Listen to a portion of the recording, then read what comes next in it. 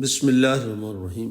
بھارت کے 4 سفر، اس کا حصہ دوم، اور آج اس کی قسط نمبر 13۔ ایک طویل سفر پر روانگی جو اب تک کیے گئے سفروں میں طویل ترین ہے۔ ٹرین کی روانگی کا وقت قریب پہنچا تو رنبیر جی نے ہمیں اسٹیشن پر پہنچایا اور ہمارے ساتھ مختلف جگہوں سے معلومات لیتے ہوئے اس پلیٹ فارم پر چلے گئے جہاں سے ہماری گاڑی نے روانہ ہونا تھا۔ مجھے اس بات کا تجربہ نہیں تھا کہ ہماری کوچ کہاں کھڑی ہوگی۔ جیسا کہ میں نے پچھلے صفحات میں ذکر کیا ہے، مجھے بہت ہی اچھا لگا جب رنبیر صاحب نے بتایا کہ فرش پر لکھا ہوا ہے کہ آپ کی کوچ کہاں پر رکے گی۔ اب تو انہوں نے یہ سارا کام ڈیجیٹلائز کر لیا ہوگا۔ اس وقت کا یہ کام زمین پر رنگ سے کیا جاتا تھا، ہمیں اس بات کا علم نہیں تھا، لیکن رنبیر صاحب کی وجہ سے ہمیں بہت سہولت ہوئی اور ہم ایک مخصوص جگہ پر ٹرین کا انتظار کرنے لگے۔ ٹرین اپنے مقررہ وقت پر آ گئی۔ ہم نے رنبیر صاحب کو خداحافظ کہا اور اپنی کوچ میں چلے گئے۔ ہماری کوچ ایئر کنڈیشن تھی اور اس میں کئی کیبن تھے۔ جس کوچ میں ایک برتھ ہوتی ہے اسے 2 ٹائر کہتے ہیں۔ جس کوچ میں 3 برتھ یعنی رات میں 3 افراد کی سونے کی جگہ ہوتی ہے وہ 3 ٹائر کہلاتی ہے۔ ہمارا کیبن 3 ٹائر تھا۔ رات کو سونے کے لیے ایک صاحب اوپر والی برتھ پر سوتے ہیں اور ایک صاحب نیچے سیٹوں پر اور ایک صاحب درمیان میں سوتے ہیں۔ یہ ایک دلچسپ بات ہے کہ دن میں ان سیٹوں پر 8 اور رات کے وقت 6 لوگ ہوتے ہیں۔ ایک صاحب نے ہمارا استقبال کیا اور ہم نے ان کی رہنمائی میں اپنے مطلوبہ کیبن میں چلے گئے جہاں 3 اور لوگ بھی تشریف فرما تھے۔ اس طرح اس کیبن میں ہم کل 6 لوگ تھے۔ ہمارے کیبن میں ہمارے علاوہ ان 3 لوگوں کا تعارف بھی آپ کی دلچسپی کا باعث ہوگا۔ ایک صاحب کا نام سردار دلجیت سنگھ پٹواری، دوسرے صاحب پردیپ سکسینہ، جبکہ تیسرے صاحب کا نام پرتھوی بھٹاچاریہ تھا۔ سردار صاحب بھوپال تک ہمارے ساتھ رہے جبکہ باقی دونوں افراد نے ہمارے ساتھ مدراس تک سفر کیا۔ ٹرین وقت پر روانہ ہوئی۔ تقریباً 10 منٹ کے بعد ایک صاحب گرم پانی میں بھیگے تولیے لے کر آ گئے۔ یہ چھوٹے سائز کے تولیے تھے جن سے آپ اپنے منہ کو صاف کر سکتے ہیں۔ کچھ دیر بعد یہی صاحب ایک ٹرے میں مختلف جوس لے آئے اور ساتھ ہی انہوں نے ہم سے پوچھا کہ ہم کھانے میں کیا کھائیں گے۔ بھارت میں بہت سے لوگ گوشت نہیں کھاتے اور کچھ تو ایسے ہیں جو کسی انڈے وغیرہ کو بھی ہاتھ نہیں لگاتے، پانی کو بھی چھان کر پیتے ہیں تاکہ کوئی جراثیم ان کے اندر نہ چلا جائے۔ زیادہ تر جین مت کے لوگ ایسا کرتے ہیں۔ ہم سب نے اپنی اپنی مرضی کے مطابق ان سے کھانے کا کہا۔ ہمارے ساتھ ایک صاحب جین مت سے تعلق رکھتے تھے، انہوں نے صرف اور صرف سبزی کے لیے کہا۔ یہ بات بھی دلچسپ ہے کہ کچھ لوگ کہتے ہیں کہ وہ ویجیٹیرین ہیں اور کچھ لوگ خود کو نان ویجیٹیرین کہتے ہیں۔ کچھ ایسے بھی ہیں جو دونوں کے بیچ میں ہیں، وہ کچھ چیزیں کھا لیتے ہیں اور کچھ چیزوں سے انکار کرتے ہیں۔ کچھ دیر بعد کھانا آیا اور اس کے بعد چائر پر ہاتھ صاف کرنے کے لیے تولیے۔ جب ہم کھانے سے فارغ ہوئے تو اس شخص نے ہم سب کو ایک ایک تکیہ اور کمبل لا کر دیا۔ اس سارے عمل میں تقریباً رات کے 11 بج چکے تھے اور ہم سب سونے کی تیاری میں مشغول تھے۔ ان پچھلے 2 گھنٹوں میں ہمارا آپسی تعارف بھی ہو گیا تھا جو مختصر میں آپ کے سامنے رکھنا چاہوں گا۔ سردار صاحب کے ابا اجداد کا تعلق کیمل پور موجودہ اٹے کے پاس کسی گاؤں سے تھا۔ سردار صاحب کی عمر لگ بھگ 40 سال تھی۔ ان کے والدین تقسیم ہند کے وقت کیمل پور سے نکل کر ہندوستان آ گئے تھے۔ اس وقت ان کی رہائش دہلی میں کچھ فاصلے پر ایک چھوٹے سے قصبے میں تھی۔ سردار صاحب نے اپنے والدین اور خاندان کے دیگر لوگوں سے اپنے آبائی علاقے کے بارے میں خاصی معلومات حاصل کر رکھی۔ وہ ایک بڑی کمپنی میں ملازمت کر رہے تھے، کمپنی کے کام کے سلسلہ میں ہی بھوپال جا رہے تھے۔ میرے دونوں ساتھی سونے کی تیاری میں تھے۔ شیخ عمر فاروق صاحب سانس لینے میں کافی دقت محسوس کرتے ہیں، انہیں گلے کی کوئی بیماری ہے۔ عام طور پر جب وہ سانس لیں یا سو رہے ہوں تو کافی آواز آتی ہے، لیکن سفر میں ہمراہیوں کی کئی باتوں کو درگزر کرنا پڑتا ہے۔ وہ ہماری باتوں سے درگزر کرتے ہیں اور ہم ان کی باتوں سے درگزر کرتے ہیں اور اسی طرح سفر کٹ جاتا ہے۔ سردار صاحب نے بھوپال میں اتر جانا تھا۔ میں یہ چاہتا تھا کہ ان کے اترنے سے پہلے جان سکوں کہ ان کے خاندان نے کیمل پور سے نقل مکانی کیوں اور کیسے کی۔ میں ان کے پاس بیٹھ گیا۔ ہم دھیمی آواز میں باتیں کرنے لگے تاکہ ہماری باتوں سے دوسرے ساتھیوں کی نیند میں خلل نہ پڑے۔ مجھے جو انہوں نے بتایا اس کا مختصر خلاصہ میں آپ کے سامنے رکھ رہا ہوں۔ یاد رہے کہ میں بھی ایک مہاجر کی اولاد ہوں۔ جب بھی یار و مددگار اپنا سب کچھ حتیٰ کہ اپنی منقوہہ جسے سکھ اغوا کر کے لے گئے تھے کو بھی چھوڑ کر پاکستان آ گیا تھا۔ اس لیے جب مجھے کوئی اپنی نقل مکانی کی داستان سناتا ہے تو مجھے اپنے خاندان کی نقل مکانی سامنے نظر آ جاتی ہے۔ سردار دلجیت سنگھ پٹواری، تقسیم ہند کے وقت کیمل سے دہلی تک۔ سردار صاحب نے بتایا کہ ان کے والد کا نام شیر سنگھ اور وہ ایک ذمہ دار گھرانے سے تعلق رکھتے ہیں۔ علاقے میں زیادہ تر مسلمان رہتے تھے، ہندوؤں اور سکھوں کی آبادی بہت کم تھی۔ بچپن میں باقی سب بچوں کے ساتھ کھیلتے تھے۔ ان کا بچپن بھی دوسرے بچوں جیسا ہی گزرا۔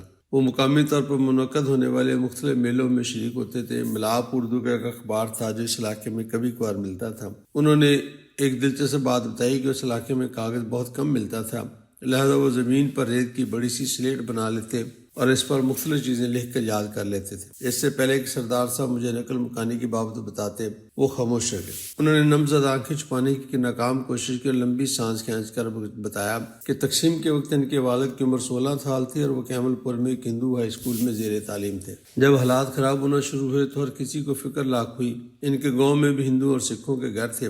جب ان کے گھروں پر حملے ہونے لگے تو ایک مسلمان خاندان نے انہیں پناہ دی۔ اس دوران کچھ لوگ اس گھر پر آئے، بڑی خاتون سے پوچھا کہ یہاں پر ہندو یا سکھ تو نہیں چھپے ہوئے؟ اس خاتون نے بڑی دلیری سے جواب دیا کہ یہاں پر ایسا کوئی شخص نہیں ہے۔ اس دوران جو لوگ گھروں سے باہر تھے انہیں مار دیا گیا۔ ان میں سردار صاحب کے دادا جی بھی شامل تھے۔ ان کے خاندان کے بے شمار لوگوں کو مارا گیا، لیکن سب سناتے ہوئے خاموش ہو جاتے اور کبھی ان کی آواز بھی برا جاتی۔ میں صورتحال کو دیکھتے ہوئے مزید سوالات کرنے سے رک گیا اور صرف اتنا پوچھا کہ ہندوستان میں ان کا خاندان کیسے پہنچا۔ اس پر انہوں نے بتایا کہ پہلے انہیں کسی نے کیمل پور کے ہندو ہائی اسکول میں پہنچا دیا، وہاں وہ 2 ماہ تک رہے۔ بعد جب وہ کوئلہ لے جانے والی ایک وین میں بیٹھ کر واہ کینٹ آ گئے، جہاں پر وہ کئی ماہ تک رہے۔ پھر ایک دن ایک ٹرین آئی جو انہیں اٹاری اور امرتسر کے راستے ہندوستان لے آئی۔ لاہور اسٹیشن پر اس ٹرین کو لوٹا گیا اور قتل و غارت بھی کی گئی۔ جو خوش نصیب تھے وہ سرحد عبور کر کے ہندوستان میں آ گئے، جن میں ان کا خاندان بھی شامل تھا۔ کئی لوگ راستے میں زخموں کی تاب نہ لاتے ہوئے جان سے ہاتھ دھو بیٹھے۔ ایک اچھا خاصا زمیندار گھرانہ دہلی میں قائم کیمپوں میں آ گیا۔ میں نے ان سے آخری سوال یہ پوچھا کہ سردار صاحب آپ کے والد 16 سال کی عمر کے تھے جب یہ واقعہ ہوا، تو انہوں نے یہاں پر آ کر کیا کیا؟ ہم ابھی باتیں کر ہی رہے تھے کہ ایک اسٹیشن آ گیا جس پر چھوٹے چھوٹے بچے کھانے پینے کی چیزیں جیسے ٹافی اور بسکٹ وغیرہ بیچ رہے تھے۔ سردار صاحب نے ایک بچے کی طرف اشارہ کیا اور کہا میرے والد کئی سال تک دہلی کے مختلف ریلوے اسٹیشنز پر اسی طرح کی چیزیں بیچا کرتے تھے۔ انہیں پڑھنے کا شوق تھا، لہذا وہ دن میں پڑھتے اور شام میں یہ کام کرتے۔ وہ محنتی تھے، اس لیے بہت جلد اپنے آپ کو سنبھال لیا اور ہماری تعلیم کا بندوبست بھی کیا۔ میں الیکٹریکل انجینئر ہوں۔ والد صاحب چند سال پہلے فوت ہوئے۔ ماتا حیات ہیں۔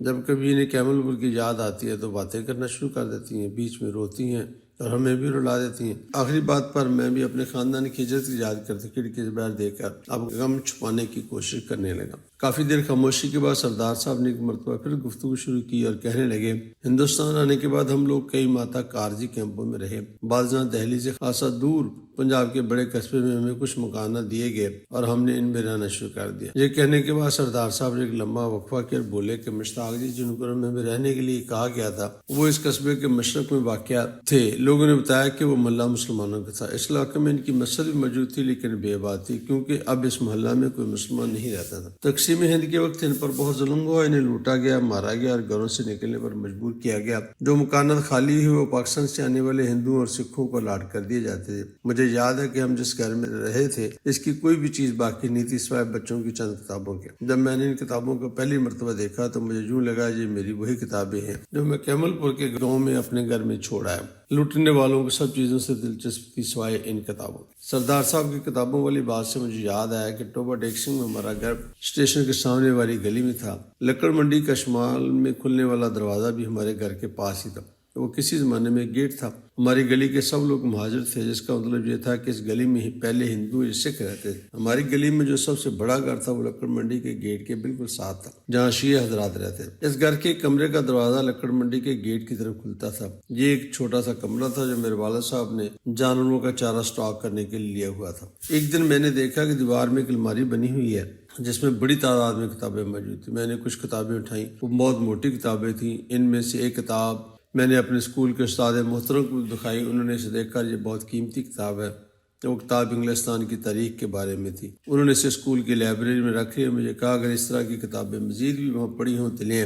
میں نے وہاں سے بہت ساری کتابیں لے جا کر اپنے اسکول کی لائبریری میں رکھی۔ اس وقت میں چھٹی جماعت میں پڑھتا تھا اور ہم نے انگریزی کی ABC پڑھنا شروع کی تھی۔ الماری میں انگریزی کی کچھ ابتدائی کتابیں بھی تھیں۔ میں ان کتابوں سے انگریزی پڑھتا تھا۔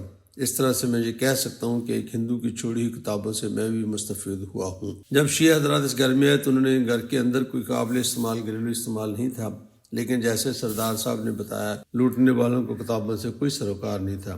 ایسا ہی انہوں نے ٹوبا ڈیکسنگ میں کیا۔ سب کچھ لوٹا گیا، کتابیں محفوظ رہیں یہاں بھی اور وہاں بھی۔ سردار صاحب گویا ہوئے کہ اس مکان کی دیواروں پر خون کے چینٹے تھے۔ ہمیں چیخوں کی آوازیں تو سنائی نہیں دے رہی تھی لیکن خون کے چھینٹے دیکھ کر ہمیں یہ اندازہ ہو رہا تھا کہ یہاں ان پر کیا بیتی ہوگی۔ سردار صاحب نے یہ بھی بتایا کہ جب میری ماتا دیوار صاف کر رہی تھی ساتھ میں رو بھی رہی تھی، یوں لگتا تھا جیسے کہہ رہی ہو کہ خون کا رنگ تو ایک ہی جیسا ہے اور قتل بھی ایک ہی جیسا ہوتا ہے، ظلم بھی ایک ہی جیسا ہوتا ہے، لوٹ مار نقل مکانی بھی ایک ہی جیسی ہوتی ہے، ہندوستان سے پاکستان کی طرف مسلمانوں کی ہو یا پاکستان سے ہندوستان کی طرف ہندو اور سکھوں کی۔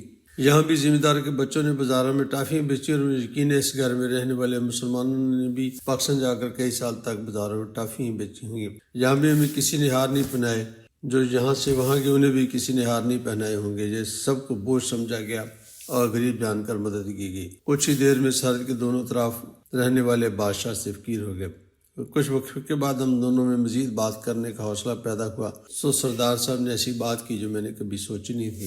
انہوں نے کہا کہ ایک دن میں نے اپنے پتا سے پوچھا کہ یہ ٹھیک ہے کہ آپ اپنے گاؤں سے ڈر کے مارے نکل آئے اور ایک لمبے عرصے تک کیمپوں میں رہے اور آپ کے بقول چند ماہ بعد امن ہو گیا تو آپ نے واپس اپنے گاؤں جانا پسند کیوں نہ کیا اور ہندوستان کا انتخاب کیوں کیا، جبکہ ابھی بھی ہمارے بہت کافی رشتہ دار ان علاقوں میں رہ رہے ہیں۔ یہ وہ سوال تھا جو میں نے کبھی بھی اپنے بزرگوں سے نہیں کیا تھا، لیکن سردار صاحب نے یہ سوال اپنے بزرگوں سے کیا۔ سردار صاحب نے بتایا کہ ان کے پتا نے کہا کہ اس وقت ماحول یہ بن چکا تھا کہ پاکستان میں مسلمانوں کے لیے جبکہ ہندوستان ہندوؤں اور سکھوں کے لیے ہے۔ اگر آپ امن سے رہنا چاہتے ہیں تو مسلمانوں کو پاکستان، ہندو اور سکھوں کو ہندوستان چلے جانا چاہیے۔ یہ وہ تصور تھا جس کی بنیاد پر سب نے واپس اپنے گاؤں جانے کے بجائے ایک اندیکھے ملک جہاں ان کا کوئی واقعہ بھی نہیں تھا، رشتہ دار تو دور کی بات تھی، جہاں ان کی کوئی جائیداد بھی نہیں تھی اور نئے سرے سے دوبارہ زندگی شروع کرنی تھی، ہندوستان کو ترجیح دی۔ میں نے ڈرتے ڈرتے ایک اور سوال پوچھا کہ کیا آپ کے پتا نے کبھی اس فیصلے پر بات کی ہے؟ سردار صاحب نے بتایا میں نے یہ سوال تو نہیں پوچھا، لیکن ان کی باتوں سے ضرور محسوس ہوا۔ شروع میں تو وہ کہتے تھے کہ ہمیں نہیں آنا چاہیے تھا، لیکن جب وہ سنبھل گئے اور ارد گرد کے لوگوں سے ان کے اچھے تعلقات بن گئے تو پھر وہ کہتے تھے جو ہوا ٹھیک ہوا۔ وہ یہ بات ضرور کہتے ہیں کہ تقسیم ہند میں نقل مکانی ہجرت کی بات نہیں ہوئی تھی، صرف اکثریت کی بات تھی۔ میرے لیڈروں کے درمیان یہ طے ہوا تھا کہ جس علاقے میں مسلمان اکثریت میں رہتے ہیں وہ پاکستان کہلائے گا، لیکن کا یہ مطلب نہیں تھا کہ پاکستان میں غیر مسلم نہیں رہ سکتے۔ یہ بحث کافی دیر سے چل رہی ہے اور شاید آئندہ بھی 100 سال تک چلتی رہے گی۔ کچھ لوگ اس کے حق میں کچھ اس کے مخالفت میں ہیں۔ مجھے اپنے ابا اجداد کے فیصلے پر تنقید کا کوئی حق حاصل نہیں، اس لیے کہ انہوں نے اس وقت کی صورتحال کے مطابق جو بہتر سمجھا وہی فیصلہ کیا۔ اگر میں اس وقت موجود ہوتا تو میں بھی اپنے حالات کے مطابق فیصلہ کرتا جو شاید آج کی نسل کو پسند نہ ہوتی۔ اس لیے میں سمجھتا ہوں کہ جو بھی فیصلہ ہوتا ہے وہ اس وقت کے حالات کے مطابق ہی کیا جاتا ہے۔ بعض ازاں جب فیصلے کا تجزیہ کیا جاتا ہے کلی طور پر حالات ہمارے سامنے نہیں ہوتے، جس وجہ سے ہمیں فیصلے کو غلط یا صحیح قرار دینے کا کوئی حق حاصل نہیں ہوتا۔ پھر اس کے بعد نیند کی دیوی کو آتے آتے بہت دیر لگی تھی، وہ مجھے بھی اور سردار صاحب کو بھی۔ انشاءاللہ جی اب باقی اگلی قسط کے اندر آپ کی خدمت میں پیش کیا جائے گا۔